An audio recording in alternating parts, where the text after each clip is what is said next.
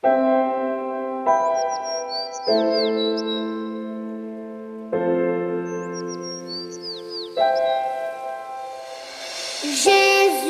m'aime énormément.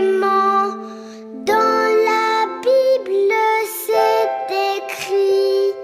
Tous les enfants sont à lui. Ils sont petits et lui est grand. Oui, Jésus m'aime. Oui, Jésus m'aime. Oui, Jésus m'aime. La Bible me le dit. Jésus m'aime, lui crucifié, pour que je sois à ses côtés. Il a lavé mes péchés et m'invite à m'approcher. Oui, Jésus m'aime. Oui, Jésus m'aime. Oui, Jésus m'aime. La Bible me le dit. Oui, Jésus m'aime. Oui, Jésus m'aime. Oui, Jésus m'aime. La Bible me le dit. La Bible me le dit. Frères et sœurs amis, bonjour. Quelle joie de nous retrouver ce matin encore, de pouvoir apporter à notre Dieu toute la louange, toute l'adoration dont il est digne. Il est le roi éternel, il est le Dieu de gloire. Et ce matin, nous voulons lui dire toute l'expression de notre amour. Nous voulons faire monter un parfum de louange, un parfum d'adoration vers notre Dieu, lui dire merci de nous avoir donné Jésus. Merci de nous avoir aimés. À lui vraiment soit toute la gloire. C'est la journée que l'Éternel a faite et vraiment, eh bien, nous voulons nous réjouir tout au long de cette journée. Je sais que vous avez hâte de pouvoir nous retrouver en présentiel. Eh bien, là encore, eh bien, nous prions et nous croyons que encore un petit peu de patience, hein, et nous allons bien sûr, par la grâce de Dieu, pouvoir nous retrouver ensemble, bien entendu en respectant toutes les règles de distanciation et de sécurité. Je profite de l'occasion pour vous transmettre, bien entendu, les salutations de notre frère Bruno et de son épouse Valérie, donc toute sa famille. Donc il vous salue fraternellement et chaleureusement dans le nom du Seigneur Jésus. Notre frère Guy aussi et son épouse Sylviane, eh bien vous saluez tous dans le nom du Seigneur. Quelle est belle la famille de Dieu. Nous allons ensemble, effectivement, adorer notre Dieu et je saisis aussi l'occasion pour saluer tous nos bien-aimés qui suivent nos réunions eh bien, en des lieux différents. Que Dieu vous bénisse, que Dieu vous fasse du bien et que tout au long de cette journée, eh bien, nous puissions réjouir le cœur de notre Dieu parce que nous sommes là pour lui, nous sommes là pour l'honorer, pour l'adorer. Prions ensemble si vous le voulez bien. Seigneur, nous bénissons ton nom pour cette belle journée que tu nous donnes. Oui, nous voulons dire que c'est la journée que l'Éternel a faite et nous voulons nous réjouir en toi. Seigneur, nous voulons t'apporter notre louange, nous voulons t'apporter notre reconnaissance, te dire combien tu es un Dieu merveilleux. Mon Dieu, bénis ton peuple en quelque lieu qu'il se trouve. Merci pour ta présence, pour la présence de ton esprit. À toi la gloire, Père, au nom puissant de Jésus. Amen. Car Dieu a tant aimé le monde qu'il a donné son Fils unique, afin que quiconque croit ne périsse pas, mais qu'il ait la vie éternelle.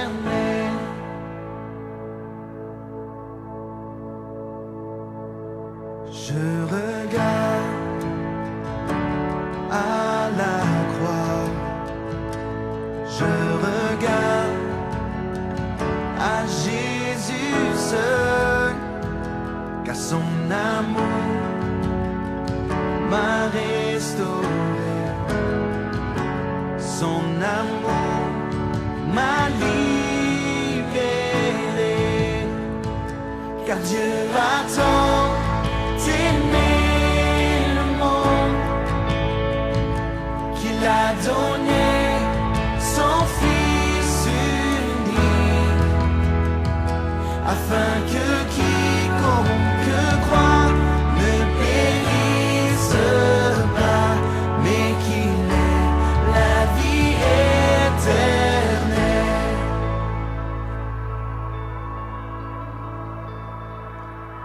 Ma confiance est en son nom. Ma confiance est en sa parole. Car par sa grâce, il m'a franchi. Par sa grâce, il me remplit.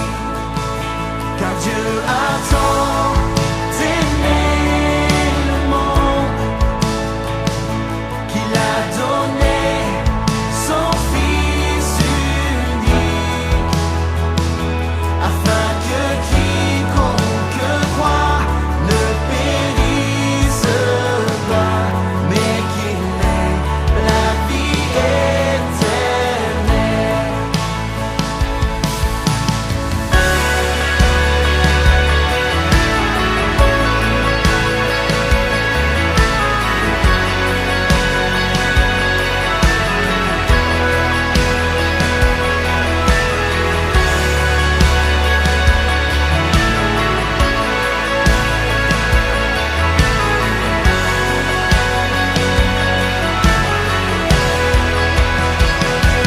Par son sang précieux, il m'a libéré pour la gloire de son saint nom.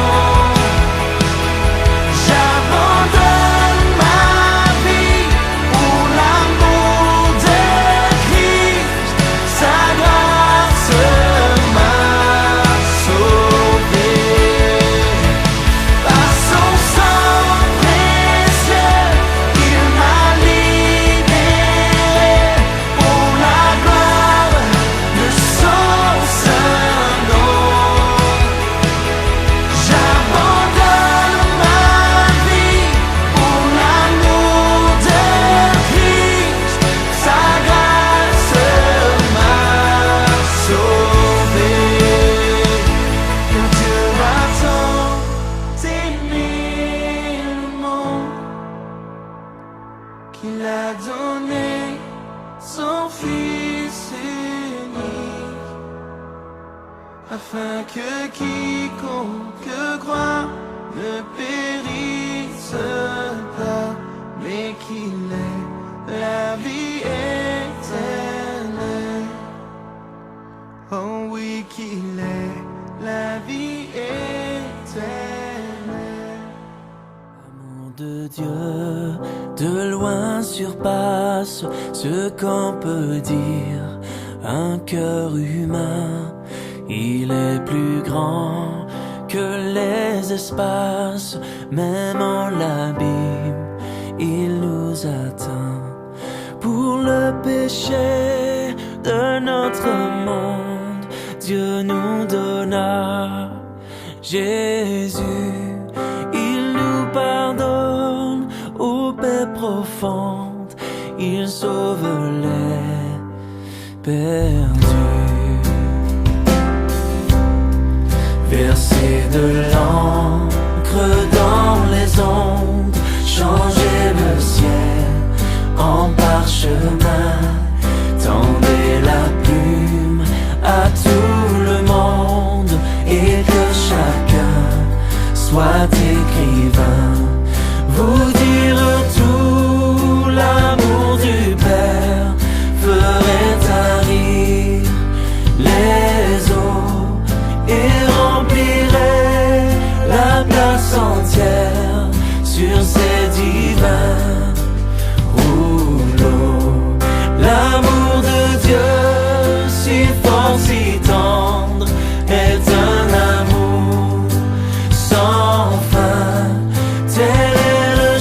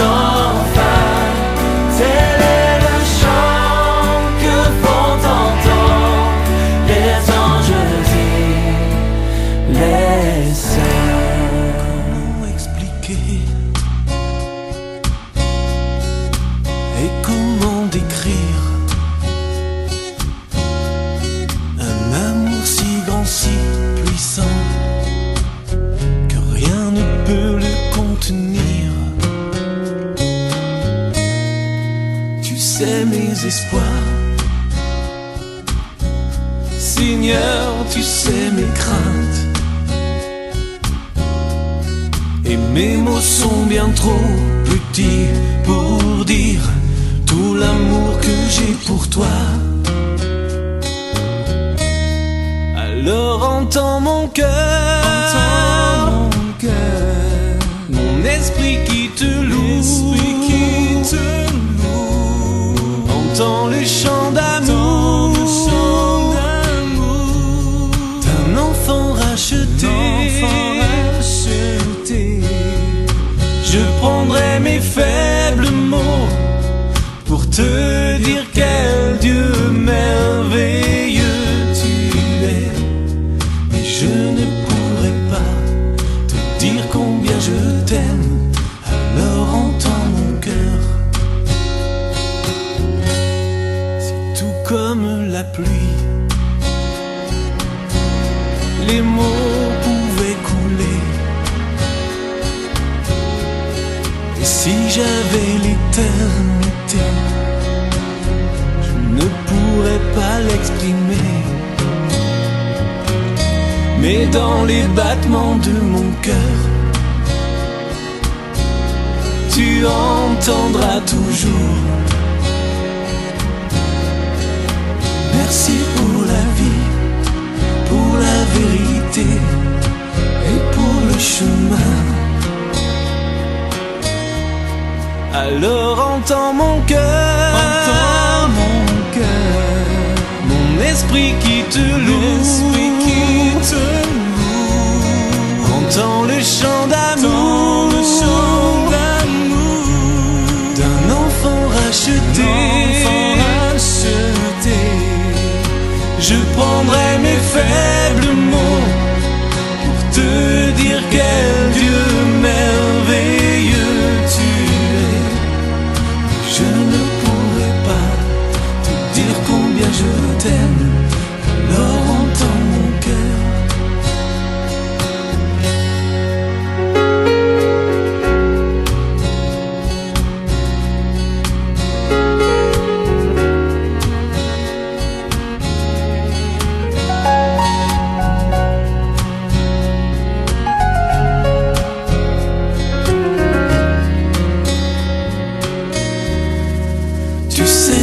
Espoirs.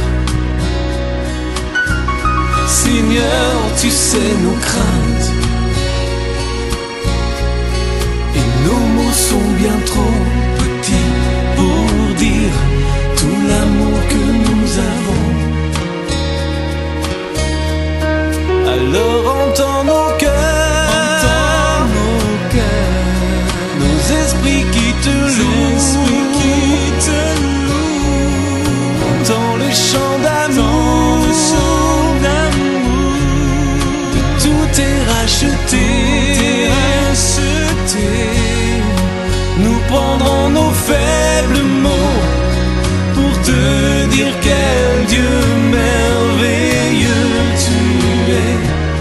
Mais nous ne pourrons pas te dire tout notre amour. Alors entends nos cœurs.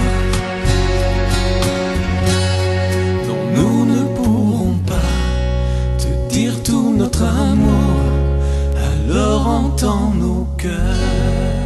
Voilà, nous allons partager ensemble le repas de la Sainte Seine au travers de ces deux symboles, le symbole du pain qui symbolise le corps de Jésus qui a été meurtri pour nous et le symbole du vin qui symbolise le sang de Jésus qui a coulé pour que nos péchés soient lavés. C'est Christ lui-même qui a institué cela. Et j'aimerais bien sûr lire avec vous ce passage dans la première épître de l'apôtre Pierre au chapitre 2 et à partir du verset 3. Première épître de l'apôtre Pierre, chapitre 2 et verset 3. Et voilà ce que l'apôtre Pierre va dire, et c'est très intéressant. Il dira au verset 3, « Si vous avez goûté que le Seigneur est bon. » Chacun d'entre nous, nous pouvons dire oui, nous avons goûté combien Jésus est bon. Si vous avez goûté que le Seigneur est bon, approchez-vous de lui, pierre vivante, rejetée par les hommes, mais choisie, et précieuse devant Dieu. Les pierres vivantes, c'est nous. L'Église est composée de pierres vivantes. Et c'est chaque croyant qui représente cette pierre vivante. Et vous-même, comme des pierres vivantes, édifiez-vous pour former une maison spirituelle, un saint sacerdoce, afin d'offrir des victimes spirituelles agréables à Dieu par Jésus-Christ. Amen. Alléluia. Et ce matin, c'est le fruit de nos lèvres qui confesse le nom de Jésus que nous voulons faire monter. C'est notre adoration vers Dieu. Alors vous avez préparé chez vous le pain, vous avez préparé le vin, et nous allons ensemble, dans un même esprit, nous allons ensemble adorer notre Dieu, le bénir. Seigneur, nous ne saurons jamais te dire suffisamment merci lorsque nous considérons ce que tu as fait pour nous, le prix qui a été payé. Seigneur, nous te sommes reconnaissants. Avec nos faibles mots, mais tu entends le battement de nos cœurs. Nous voulons te dire que nous t'aimons, mon Dieu. Merci pour le don de Jésus. Merci pour ce don ineffable, pour le salut de notre âme, pour la vie éternelle. À toi la gloire, Seigneur. Merci de ce que tu as fait de nous, des gens de la maison de Dieu. Nous louons ton nom ce matin et nous te célébrons, Père, dans le nom de Jésus.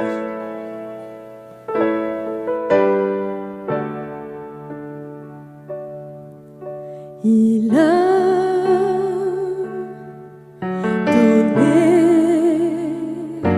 ses deux mains pour toi, attaché là-bas sur une croix. Il a donné ses deux mains pour toi, attaché là-bas sur une croix.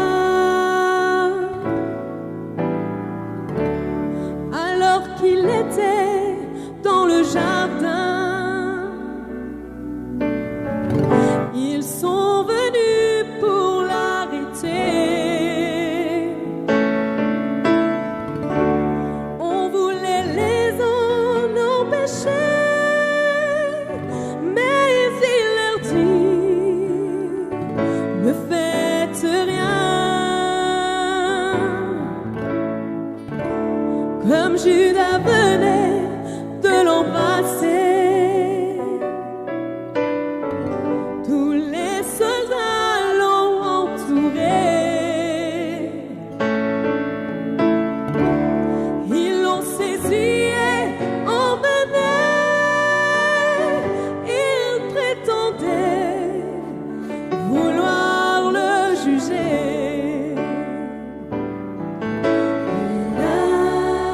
Il a donné ses deux mains pour toi, attaché là-bas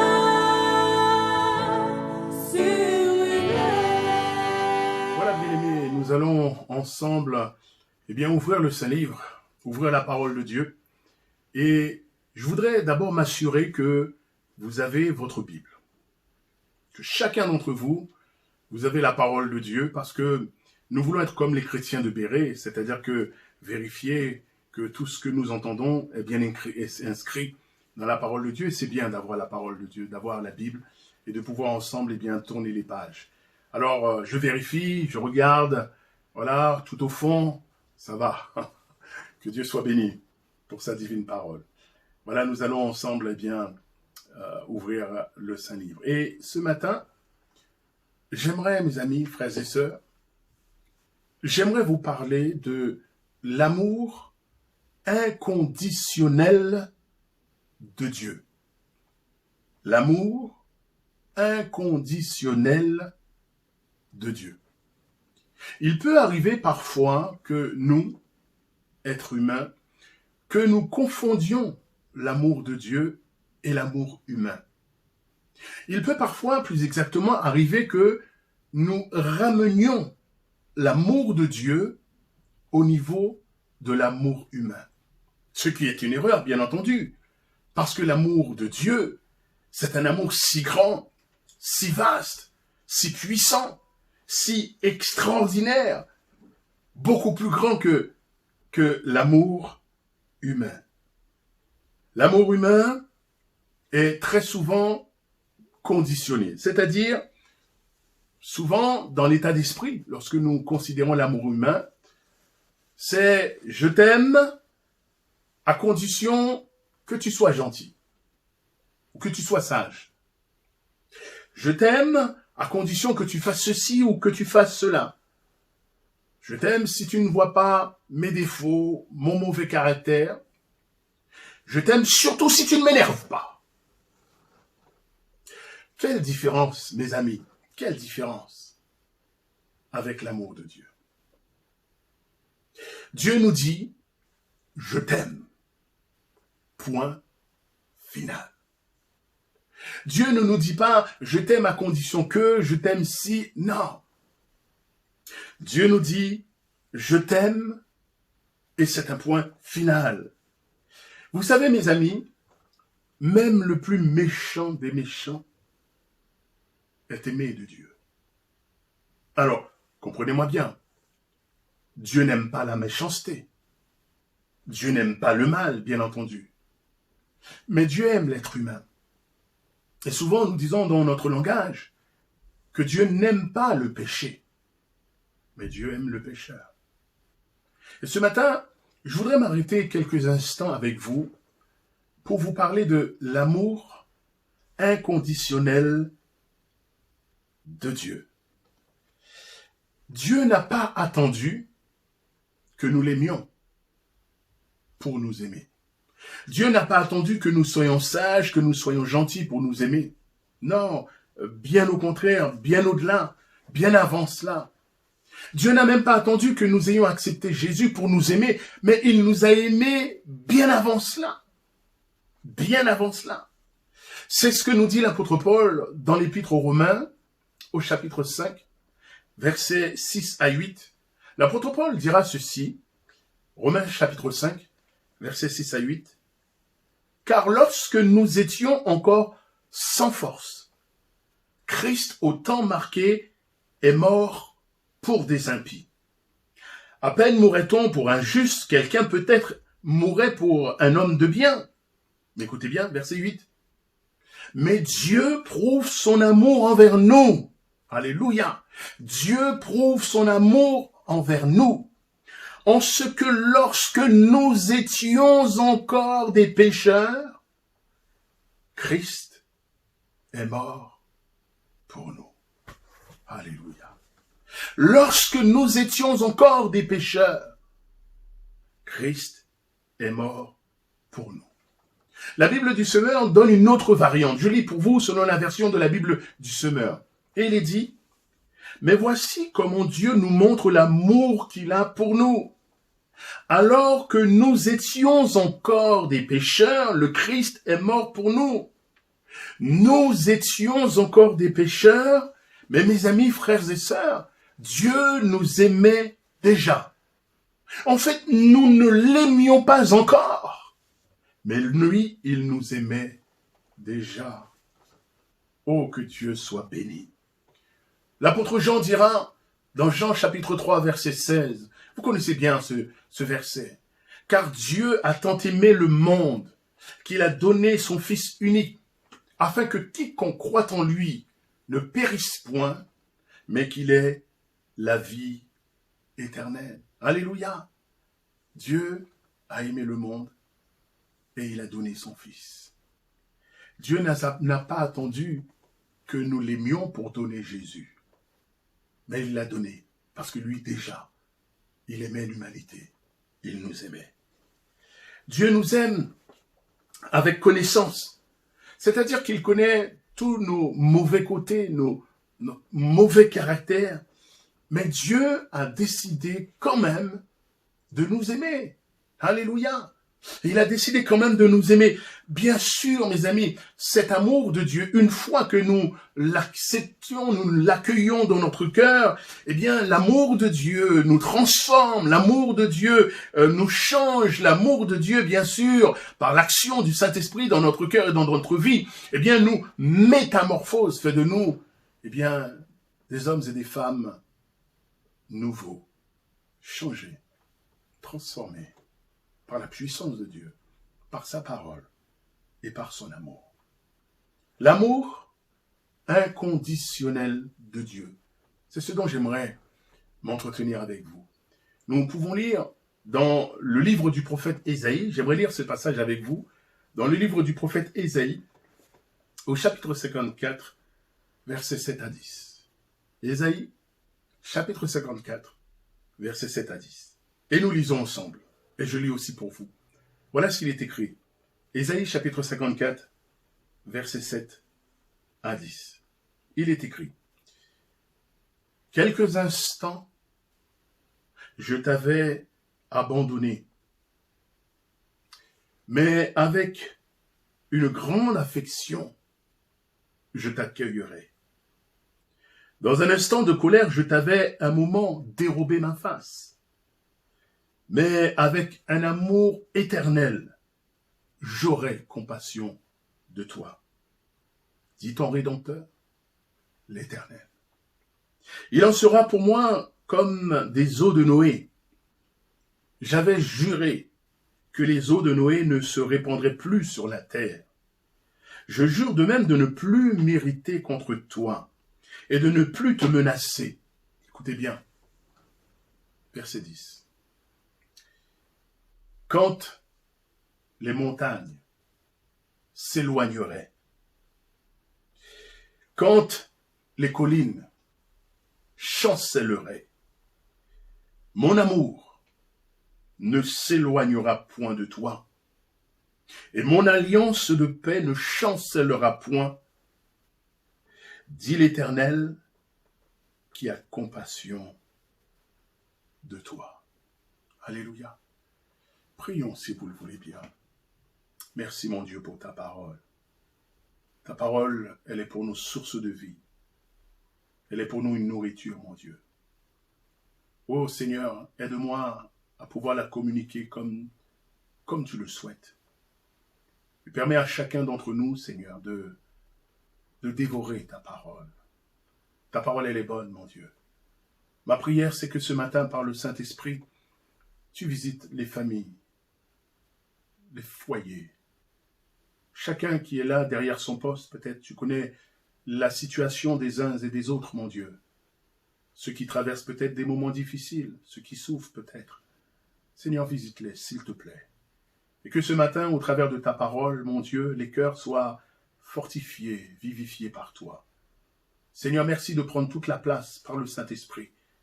Et que ta parole, Seigneur, mon Dieu, soit accueillie dans nos cœurs.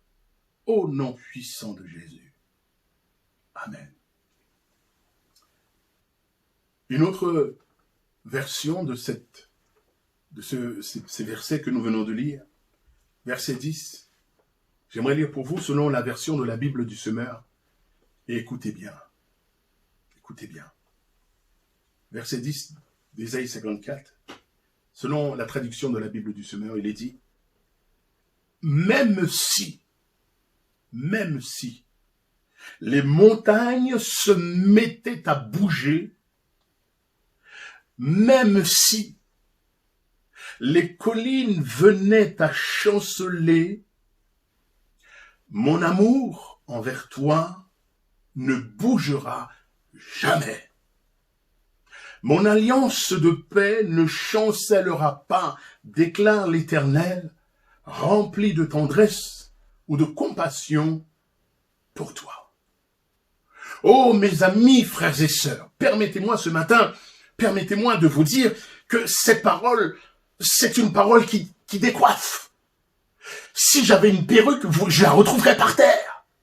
Tant cette parole, elle est forte, elle est puissante, elle est extraordinaire. Parce que c'est une parole qui vous prend aux tripes. C'est une parole, mes amis, qui vous remue de l'intérieur. Tant cette parole, elle est extraordinaire, tant elle est profonde, elle nous touche jusque dans la profondeur de notre âme. Il n'y a que Dieu qui puisse parler de telle manière. Même si les montagnes se mettaient à bouger, même si les collines venaient à chanceler, dit Dieu, mon amour envers toi ne bougera jamais. Et mon alliance de paix ne chancellera pas, déclare l'Éternel, rempli de tendresse ou rempli de compassion pour toi. Ah, vous m'excuserez, mes amis, mais il n'y a que Dieu qui puisse parler de la sorte, avec une parole si profonde, si puissante. Mes amis, je voudrais vous dire ce matin que Dieu vous aime. Mon frère, ma sœur, ami, j'aimerais te dire ce matin que Jésus t'aime. Jeune homme, jeune fille, enfant, sache ce matin que Dieu t'aime, que Jésus t'aime. Et j'aimerais vous dire, vous crier cela de toutes mes forces ce matin, même jusqu'à faire trembler vos fenêtres, que vous puissiez ce matin réaliser, comprendre combien Dieu vous aime. Pour bien comprendre cette parole, nous allons nous plonger dans le contexte dans lequel Dieu a dit ces paroles. Bien entendu, dans le contexte, cette parole s'adressait au peuple d'Israël, au peuple juif, à Jérusalem. Ces paroles vont s'inscrire dans une suite logique de l'intervention de Dieu qui va changer la relation entre Dieu et les hommes. Dans les chapitres précédents, avant le chapitre 54, Dieu va faire des promesses au peuple d'Israël, au peuple juif, à Jérusalem. Promesses de consolation. Ésaïe 51, verset 2, c'est moi qui vous console, dit Dieu. Promesse de restauration, 51, verset 3. Ainsi, l'Éternel a pitié de Sion, il a pitié de toutes ses ruines. Il rendra son désert semblable à un Éden et sa terre aride à un jardin de l'Éternel. La joie et l'allégresse se trouveront au milieu d'elle, les actions de grâce et le chant des cantiques. Promesse de réhabilitation, de rétablissement, promesse également d'agrandissement. Isaïe 54, 2, élargit l'espace de ta tente, qu'on déploie les couvertures de ta tente. Ces promesses, bien entendu, sont faites au peuple d'Israël, au peuple juif. Mais, mes amis, par la foi en Jésus, nous pouvons ce matin en faire une application spirituelle pour nos vies. Au chapitre 52, verset 13, il est fait mention du serviteur de l'Éternel. Et prophétiquement, en parlant du serviteur de l'Éternel, bien sûr, le prophète Ésaïe parlait de Jésus. Dans Ésaïe 53, verset 13 à 15, voilà ce qu'il est dit. « Voici mon serviteur prospérera, il montera, il s'élèvera bien haut, de même qu'il a été pour plusieurs un sujet d'effroi, tant son visage était défiguré, tant son aspect différait de celui des fils de l'homme. De même, il sera pour beaucoup de peuples un sujet de joie. Devant lui, des rois fermeront la bouche, car ils verront ce qui ne leur avait point été raconté, et ils apprendront ce qu'ils n'avaient point entendu. » Voyez, il sera pour beaucoup de peuples, le serviteur de l'Éternel. Prophétiquement, Isaïe parle de Jésus, un sujet de joie. Au chapitre 50, il nous est parlé de l'humiliation du serviteur de l'Éternel. Au chapitre 53, il nous est parlé, bien sûr, le but de sa venue, le but de son sacrifice, pourquoi il va souffrir autant et il va mourir, il va donner sa vie. Donc prophétiquement, bien entendu, hein, c'est Jésus qui va mourir pour nous sur la croix. Hein, il nous parle bien sûr, qu'il est celui qui a porté nos péchés, qui a porté nos fautes, le péché de l'humanité, de tous les hommes, de toutes les femmes.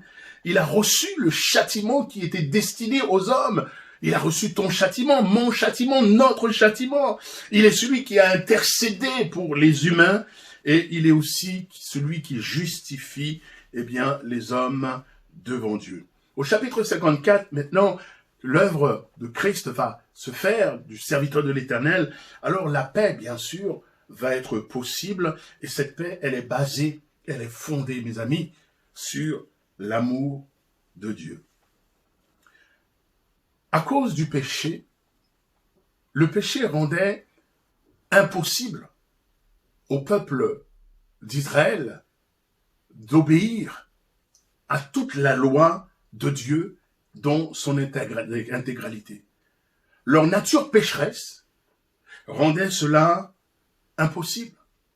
Alors Dieu lui-même va intervenir, Dieu va décider d'intervenir d'une façon directe. Dieu va envoyer son serviteur, et nous le savons, ce serviteur, c'est Jésus, par lequel, effectivement, il va accomplir toutes les exigences de la loi de Dieu. Le serviteur de l'Éternel, pour nous, Jésus, nous le savons, est celui qui accomplit toute la loi. Il a tout accompli. Toutes les exigences de la loi de Dieu, Christ les a accomplies pour chacun d'entre nous. Et au chapitre 57, alors, bien sûr, on voit que Dieu indique qu'il intervient pour tous, même pour ceux qui n'y avaient pas droit. Ésaïe 55, verset 1er, il est dit, « Vous tous qui avez soif, venez aux eaux, même celui qui n'a pas d'argent, venez, achetez et mangez, venez acheter du vin et du lait sans argent, sans rien payer. » Alléluia, mes amis, le salut est gratuit. Dieu nous donne le salut gratuitement. Il n'y a absolument rien à payer parce que le serviteur de l'Éternel, parce que Jésus est celui qui a déjà tout payé pour nous à la croix. Oh, que son nom soit béni. Le salut, mon ami, est pour toi. Et il n'y a rien à payer. Il suffit simplement de croire dans l'œuvre parfaite de Jésus-Christ à la croix pour toi. Au chapitre 54, Dieu indique pourquoi il a fait cela. Et 54, verset 7, regardez. Il est dit, « Quelques instants, je t'avais abandonné, mais avec une grande affection, je t'accueillerai. » C'est vrai que le peuple d'Israël, dans son histoire, dans son parcours, à plusieurs fois et à plusieurs reprises, ils ont rompu leur alliance avec Dieu. Et à plusieurs reprises, dans leur histoire, dans leur marche, ils se sont détournés de Dieu. Et de ce fait, cela a obligé Dieu à les abandonner un instant. Et très rapidement, ils se sont rendus compte que Dieu, un instant, les avait abandonnés. Mais Dieu est fidèle à son alliance. Et Dieu, a toujours été capable, de les ramener à lui. Et quand ils reviennent vers Dieu avec, bien sûr, ce cœur repentant, Dieu dit, avec une grande compassion, Dieu les a toujours accueillis, Dieu les a toujours reçus. Dieu, mes amis, est rempli d'amour pour son peuple. Dieu est rempli d'amour pour tous ceux qui ont fait alliance avec lui. Et ce matin, mes amis, frères et sœurs, j'aimerais nous rappeler que Dieu a fait alliance avec nous au travers de son Fils Jésus-Christ. Une alliance nouvelle, mais une alliance extraordinaire. Par la foi en Jésus, Dieu a fait alliance avec chacun d'entre nous. Au verset 8, je dis, dans un instant de colère, je t'avais un moment dérobé ma face, mais avec un amour éternel, j'aurai compassion de toi, dit ton Rédempteur, l'Éternel. Et c'est vrai, il peut parfois arriver que Dieu nous abandonne dans notre entêtement, dans notre désobéissance, dans notre rébellion. Et on se rend très vite compte. Et malgré son amour, malgré sa compassion, il attend que nous nous tournions vers lui. Et il nous accueille lorsque nous revenons vers lui avec un cœur repentant. Et il dit, ton Rédempteur, l'Éternel, à la fin du verset 8. Là, il est parlé du Rédempteur. En fait, le Rédempteur, qu'est-ce qu'un Rédempteur? Le Rédempteur, c'est celui, mes amis, qui rachète. Celui qui rachète un esclave.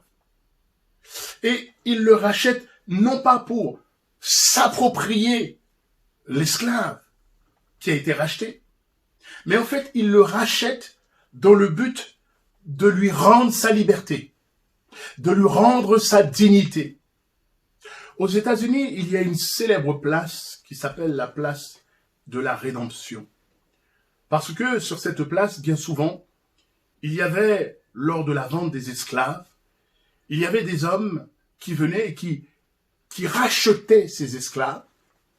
Et quand ils les rachetaient, c'était pas dans le but de les remettre à nouveau en esclavage. Non. En fait, ils les rachetaient à leur maître. Ils les rachetaient dans le but de leur rendre leur liberté. Dans le but de leur rendre leur dignité. Et sur cette place aux États-Unis où ces hommes rachetaient les esclaves pour les rendre libres, pour leur rendre leur dignité, cette place s'appelle la place de la rédemption. Donc le Rédempteur, c'est celui qui rachète l'esclave pour lui redonner sa liberté, pour lui redonner sa dignité. Quelle différence avec l'esclavagiste, pardon. L'esclavagiste, lui, il achète dans le but d'asservir, dans le but d'avilir. Alors que le Rédempteur, lui, il rachète l'esclave pour le rendre libre. Alléluia. Et voyez-vous, mes amis, 8 siècles avant la venue de Jésus, le prophète Ésaïe va prophétiser de la venue du Rédempteur, celui qui allait venir, c'est-à-dire Jésus-Christ, qui allait venir et qui allait être ce Rédempteur, qui allait racheter les hommes, les femmes de toute race, de toute classe sociale, qui allait les racheter de l'esclavage du péché afin de les rendre libres. Alléluia! La Bible dit, si donc le Fils vous affranchit, vous serez réellement libre. L'homme sans Jésus est esclave du péché. Et Christ est venu, il a vaincu le péché, il a racheté l'humanité, les hommes et les femmes, pour leur rendre leur vraie liberté. Libre du péché, libre du diable, libre de l'esclavage de la crainte, libre du mensonge, libre des ténèbres, vraiment libre. Alléluia. Vraiment libre. Et mes amis, frères et sœurs, c'est ce que Jésus a accompli pour nous à la croix. C'est lui, par son sang précieux, c'est lui qui nous a rachetés pour nous donner la vraie liberté. Alléluia, que son nom soit béni. 54, verset 9, il est dit, Dieu dit, il en sera pour moi comme des eaux de Noé. J'avais juré que les eaux de Noé ne se répandraient plus sur la terre. Je jure de même de ne plus m'irriter contre toi et de ne plus te menacer. La réhabilitation, le rétablissement de Dieu pour son peuple est basé sur son amour. et aussi est basé sur sa paix, sur la paix. Et c'est là, mes amis, le grand but, entre autres, du Rédempteur. Et Dieu s'y engage solennellement, et il s'y engage au travers de son alliance. C'est vrai que après le déluge, Dieu avait promis de ne plus détruire la terre par l'eau. Et cette alliance dépassait d'ailleurs le cadre de Noé, puisque c'est une alliance que Dieu a fait avec l'humanité tout entière. Dieu a fait alliance. Et cette alliance nouvelle que Dieu a fait avec Israël également, eh bien, va plus loin que le peuple d'Israël, parce qu'elle s'adresse à tous les hommes au travers de la personne de Jésus. Ésaïe 55, verset 1er, il dit, « Vous tous qui avez soif, vous tous qui avez soif, venez aux eaux, même celui qui n'a pas d'argent. » Mais mes amis, quand Dieu donne, mais Dieu donne pleinement, alléluia. Et Dieu donne gratuitement. Et en Jésus-Christ, Dieu s'est donné totalement. Et voilà le verset sur lequel j'aimerais m'arrêter avec vous ce matin. Verset 10. Écoutez bien. Quand les montagnes s'éloigneraient, quand les collines chancelleraient, mon amour, dit Dieu, mon amour ne s'éloignera point de toi, et mon alliance de paix ne chancellera point. Amen. La Bible du Seigneur dit, écoutez bien, même si, alléluia, parole extraordinaire, même si les montagnes se mettaient à bouger, personnellement, je n'ai jamais vu une montagne bouger. J'ai interrogé mon épouse, elle non plus, elle n'a jamais vu de montagne se déplacer comme cela. Même si les montagnes se mettaient à bouger, même si les collines venaient à chanceler, Dieu dit, écoutez bien, mon amour envers toi ne chancelera, ne bougera jamais. Et mon alliance de paix ne chancelera pas. Que représentent les montagnes? Les montagnes représentent non seulement les éléments les plus anciens de la création, mais les montagnes représentent également les choses les plus solides. Une montagne, c'est solide, c'est imposant. Les choses les plus stables, les plus importantes. Et Dieu, au travers de ces deux exemples, les montagnes, les collines, Dieu, en fait, a pour but ce matin, mes amis, frères et sœurs, Dieu a pour but de nous rassurer. Dieu a pour but, mon frère, ma sœur, de te rassurer ce matin. Il nous parle de la grandeur immuable de son amour pour nous. Et mon frère, ma sœur, mes amis, il est bon pour nous ce matin, il est bon que ce matin nous puissions saisir la grandeur de l'amour de Dieu, comprendre cet amour extraordinaire de Dieu pour chacun d'entre nous. D'ailleurs, l'apôtre Paul va faire un écho de cette parole d'Ésaïe, chapitre 54, verset 10. L'apôtre Paul dira, écoutez bien, dans l'épître aux Romains, au chapitre 8, à partir du verset 35 à 39. Regardez ce que l'apôtre Paul dira. Écoutez bien. Qui nous séparera de l'amour de Christ? Sera-ce la tribulation ou l'angoisse, ou la persécution ou la faim, ou la nudité ou le péril ou l'épée? Selon qu'il est écrit, c'est à cause de toi qu'on nous met à mort tout le jour, qu'on nous regarde comme des brebis destinées à la boucherie. Mais dans toutes ces choses, alléluia, mais dans toutes ces choses, nous sommes plus que vainqueurs par celui qui nous a aimés, car j'ai l'assurance que ni la mort, ni la vie, ni les anges, ni les dominations, ni les choses présentes, ni les choses à venir, ni les puissances, ni la hauteur, ni la profondeur, ni aucune autre créature ne pourra nous séparer de l'amour de Dieu manifesté en Jésus-Christ, notre Seigneur. Et le peuple dit Amen. Alléluia. Une autre version, selon la version de la Bible du Semeur. Regardez, cette parole est extraordinaire. Reconnaissez-le avec moi. Selon la Bible du Semeur, écoutez bien. Qu'est-ce qui pourra nous arracher à l'amour de Christ? La détresse? Non, bien sûr. L'angoisse? La persécution? La faim? La misère? Le danger ou l'épée? Car il nous arrive ce que dit l'Écriture, à cause de toi, Seigneur. Nous sommes exposés à la mort à longueur de jour. On nous considère comme des moutons destinés à l'abattoir. Mais dans tout cela, alléluia, nous sommes plus que vainqueurs par celui qui nous a aimés. Oui, j'en ai l'absolue certitude, dirait l'apôtre Paul, j'en ai l'absolue certitude.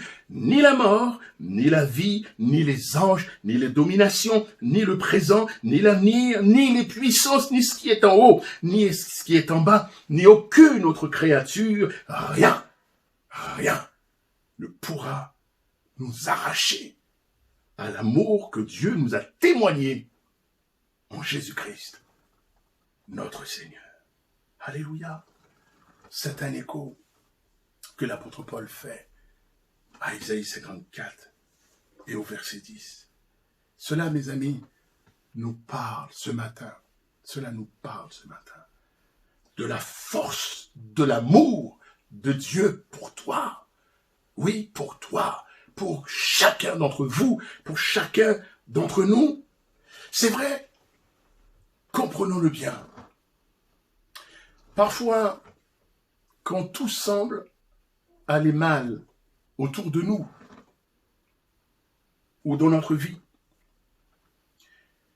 même ce qui peut-être nous semblait les plus solides, les plus stables, comme les montagnes,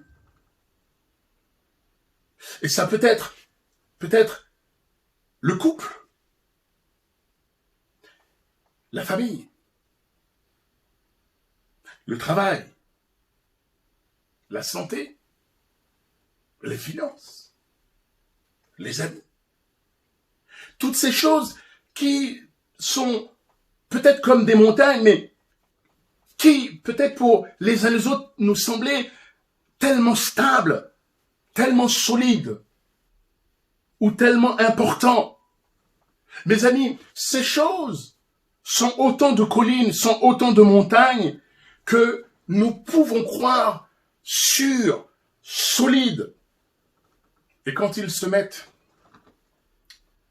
à chanceler, quand ils se mettent à s'ébranler, quand ils se mettent à bouger, que devenons-nous? Comment réagissons-nous? À quoi nous accrochons-nous? En les mots, mes amis, frères et sœurs, dans ces circonstances où tout bouge, où tout chancelle, dans ces moments où peut-être dans le couple ça ne va pas, dans la famille ça ne va pas, à la maison ça ne va pas, au travail ça ne va pas, la santé se décline, ou peut-être les finances se déclinent, quand toutes ces choses bougent, mes amis, que faisons-nous de l'amour de Dieu pour nous? Que fais-tu? Peut-être que ce matin, la santé a commencé à bouger. Peut-être que dans le foyer, ça bouge. Peut-être que dans la famille, ça bouge. Mais mon ami, mon frère, ma sœur, dans ces circonstances, que fais-tu de l'amour de Dieu? Que fais-tu de la bienveillance de Dieu pour toi? Que faisons-nous, mes amis, de l'alliance de paix avec Dieu? Et je crois, mes amis, frères et sœurs, que c'est important pour chacun d'entre vous, pour chacun d'entre nous ce matin, de savoir en fait en quoi nous avons mis notre espoir, en quoi nous avons mis notre espérance. Est-ce que nous avons mis notre espérance, eh bien, dans l'amour immuable, stable de Dieu qui ne bouge jamais, qui ne chancelle pas, qui ne tremble pas? Ou est-ce que nous avons mis notre espérance dans les choses de la terre qui peuvent bouger, qui peuvent chanceler, qui peuvent vaciller? Israël nous est donné, mes amis, comme exemple. Israël, en fait, n'avait pas totalement écarté Dieu de sa vie, mais Israël a simplement mis à côté du Dieu unique, du seul vrai Dieu, à côté du Dieu véritable. En fait, Israël a mis d'autres dieux, petits dieux. Non pas qu'il y a d'autres dieux, il n'y a qu'un seul vrai Dieu. Mais en fait, il a mis, à côté du Dieu véritable, il a associé d'autres idoles, d'autres faux dieux. En fait, il voulait être comme les autres peuples, comme les peuples qui les entouraient.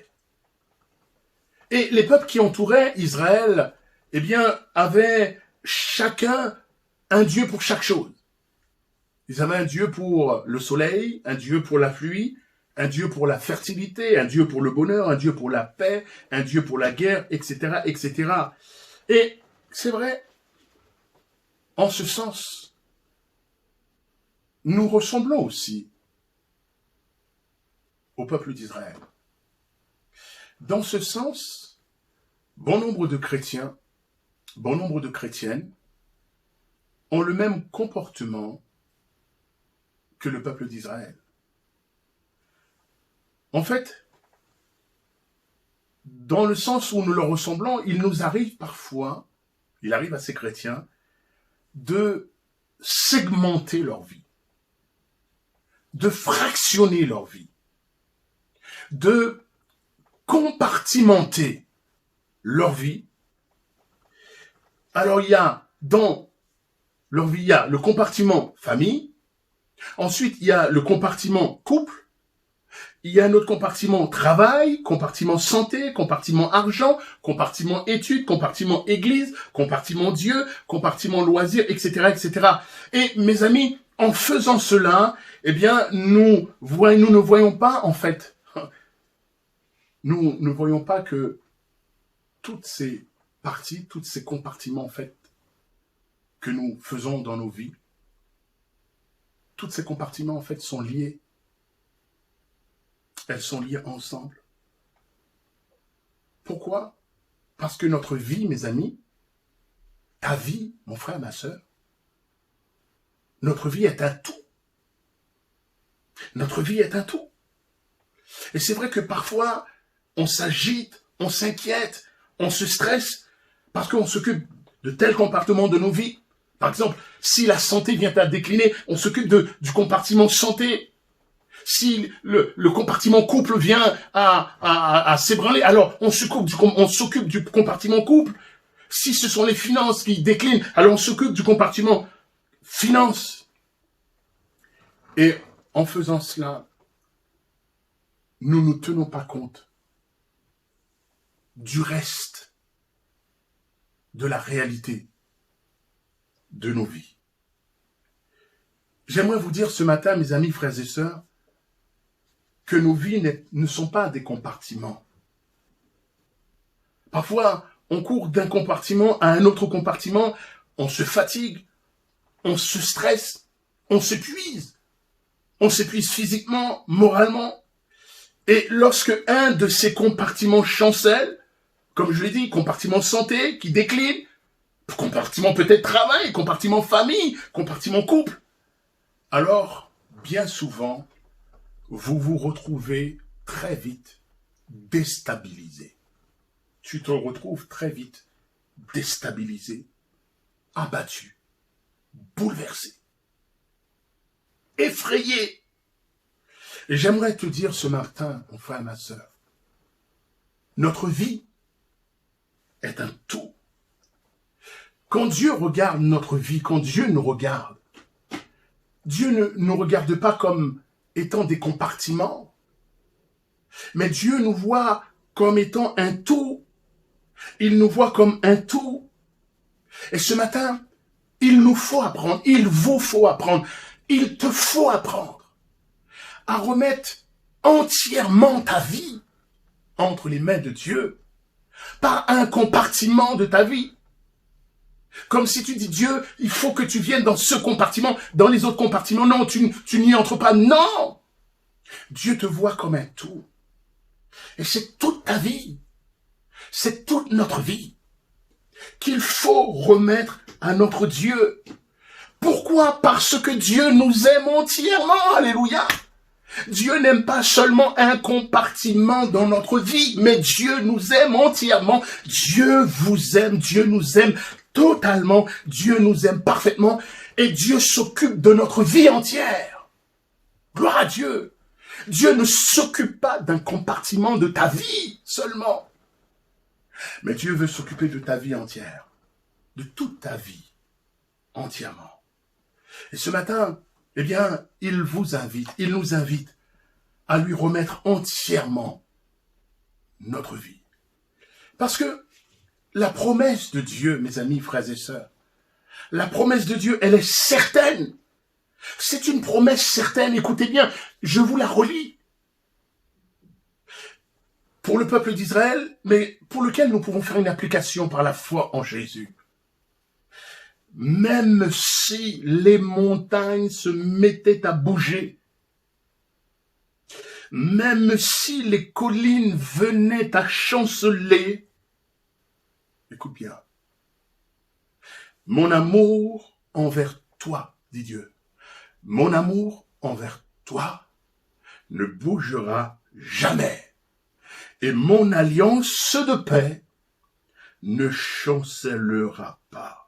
Et ce matin, mon frère, ma sœur, c'est à partir du regard de Dieu, c'est à partir de l'engagement de Dieu qu'il nous faut, qu'il vous faut, qu'il te faut apprendre à regarder les réalités de ta vie. À partir du regard de Dieu, à partir de l'engagement de Dieu, à partir des promesses de Dieu, c'est à partir de cela qu'il faut apprendre ce matin. À regarder les réalités de ta vie. Et non pas à partir d'un compartiment de ta vie. Parce que, en fait, nous ne sommes qu'une seule personne. Et cette personne est aimée de Dieu. Tu es aimé de Dieu. Tu es entièrement aimé de Dieu. Il n'y a pas simplement un compartiment que Dieu aime.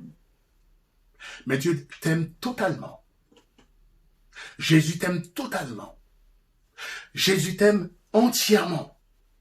Et il faut apprendre à vivre selon le regard de Dieu, dans l'optique de Dieu, dans la façon de voir de Dieu. Alors ce matin, pourquoi ne pas lui confesser ton manque de confiance? Pourquoi ce matin, en toute humilité, ne pas confesser au Seigneur ton infidélité? Pourquoi ce matin, ne pas prendre cette décision pour lui dire, c'est vrai Seigneur, je t'avais peut-être confié 1, 2, 3 compartiments de ma vie.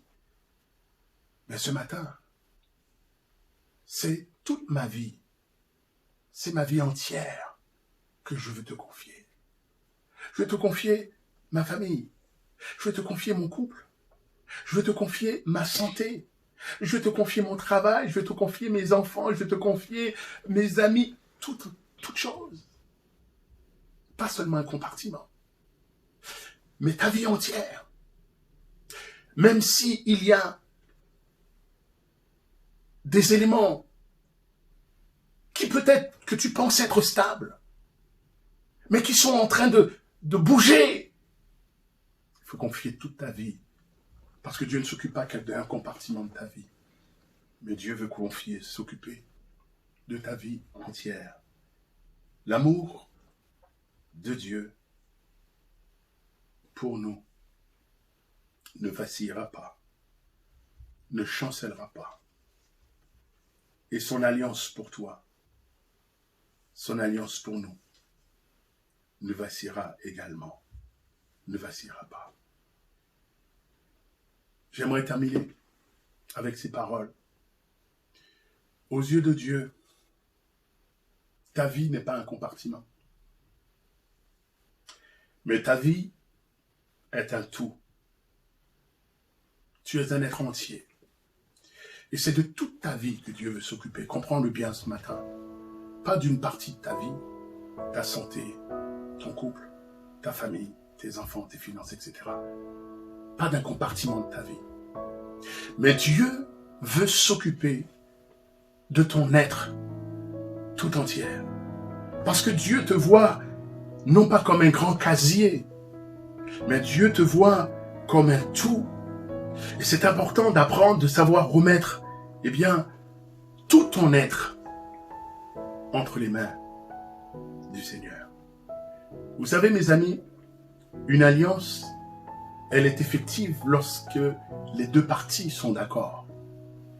Les deux parties s'engagent.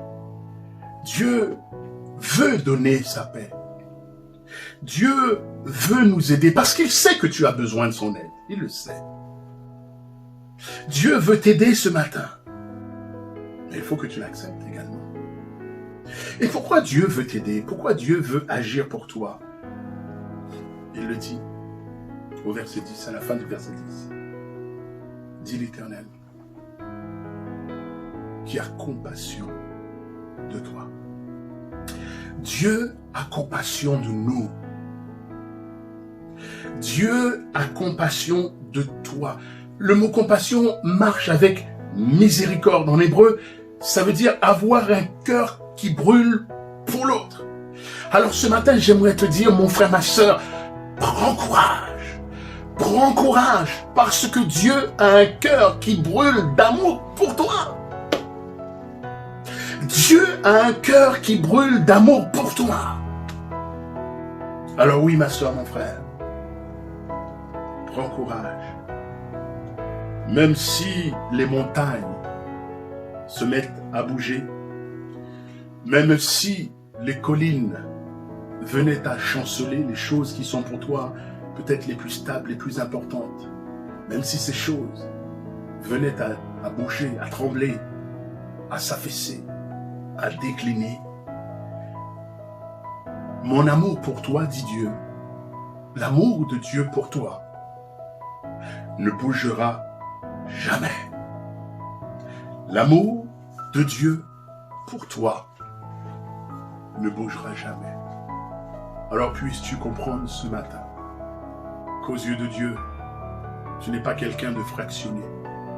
Même si toi tu fractionnes ta vie. Tu n'es pas quelqu'un de compartimenté, tu n'es pas fait de compartiment. Mais aux yeux de Dieu, tu es un tout. Tu es un être entier. Et quand Dieu s'occupe de quelque chose, il s'occupe de tout. Alléluia. Il s'occupe de tout. Et ce matin, le Seigneur veut s'occuper de tout. Pas d'une partie de ta vie. Pas d'un compartiment de ta vie. Peut-être que ce matin, tu es inquiète, tu es stressé parce que tel ou tel domaine de ta vie ne va pas, tel ou tel domaine de ta vie tremble, s'affaisse, et tu es dans l'inquiétude, tu es dans l'agitation parce que tu dis, ce domaine-là, c'est qui me semblait sûr, mais si important, eh bien voilà, ça ne va plus. Il te faut apprendre ce matin à remettre tout ton être, à remettre ton être entier, tout entier, entre les mains de Dieu. Et quand Dieu s'occupe, il s'occupe de tout. Il s'occupe de tout ton être. Cela peut être ta santé, cela peut être ton couple, cela peut être ta famille, cela peut être ton travail, cela peut être tes finances, ou que sais-je encore. Toutes ces choses qui, pour toi, étaient des valeurs sûres et qui chancellent. Mais ce matin, tu dois comprendre que l'amour de Dieu pour toi est stable. Et que si tout autour de toi chancelait, l'amour de Dieu ne chancellera jamais. Alléluia. Alors, ce matin, prends courage. Et fais cet acte de foi. pour lui dire, Seigneur, pardonne-moi, parce que je t'avais confié un compartiment. Mais ce matin, c'est l'être tout entier que je veux te confier. Même si les montagnes venaient à chanceler, même si les collines chancelaient, les montagnes bougeaient, Dieu te dit ce matin que son amour pour toi ne bougera jamais. Que Dieu te bénisse, mon frère. Que Dieu te bénisse, ma sœur. Ami, que Dieu te bénisse. Que ce matin, vous puissiez saisir cet amour extraordinaire qui ne vacille pas, qui ne bouge pas, qui ne change pas. L'amour de Dieu pour chacun d'entre vous. Soyez encouragés. Prenez courage. Rien ne peut nous séparer de l'amour de Dieu manifesté pour nous en Jésus-Christ. Amen. Nous allons courber nos fronts et nous allons prier ensemble. Merci Seigneur. Jour après jour, tu nous apprends à mieux comprendre ton amour. Mon Dieu, c'est vrai, parfois, nous considérons que nos vies sont des compartiments. Et parfois, c'est vrai, nous nous appuyons sur ces compartiments qui sont tellement volatiles, tellement passagers. Apprends-nous, Seigneur, à nous appuyer sur ton amour inébranlable, ton amour sûr, ton amour solide, ton amour stable. Apprends-nous, Seigneur, quand les choses viennent à vaciller autour de nous, que ce soit dans nos vies, dans notre santé, que ce soit dans la famille, dans le foyer, Seigneur, apprends-nous à espérer dans la stabilité de ton amour, dans la puissance de ton amour. Quoi qu'il arrive, Seigneur, ton amour ne change pas. Bénis mon frère ce matin, bénis ma sœur, visite nos amis, Seigneur, et que ce matin, chacun, chacune, puisse saisir ton amour, manifesté en Jésus, Père, au nom de Jésus.